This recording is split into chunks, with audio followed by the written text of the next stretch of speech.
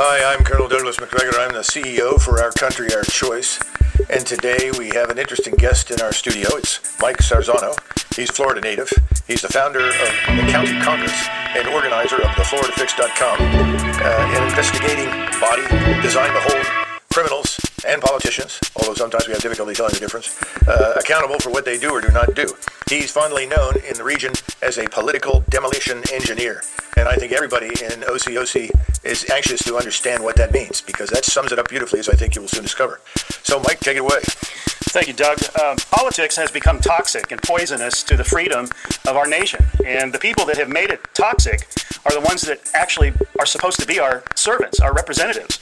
And most of us don't have millions of dollars to launch a legal defense or offense against these criminals in Congress or the swamp. So the founders, in their ingenious ways, realized that in the future, after they were long dead and gone, that tyranny would be pounding on the door of America once again.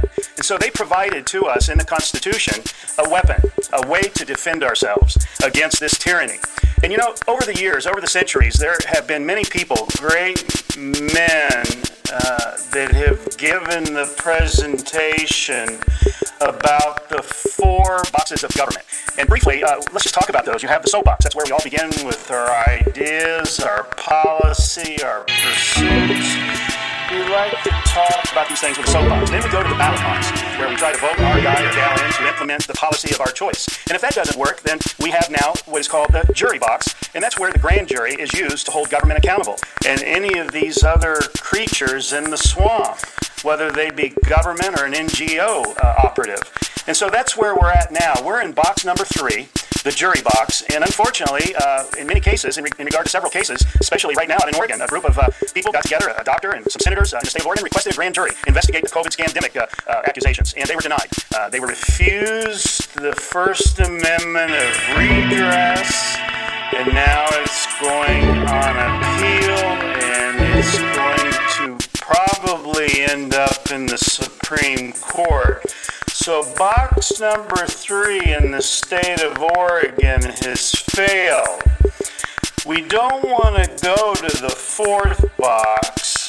The 4th box is the cartridge box, and I think we all can agree in America we do not want to go to the 4th box. So we, as the founders, want to go to the 4th box. Want to go to the 4th box. Want to go to the 4th box. Want to go to the 4th box. Want to go to the 4th box. The 4th box is the cartridge box, and I think we all can agree in America we do not want to go to the 4th box. So we, as the founders did in 1773, 4, and 5, they began to assemble themselves and agree in America.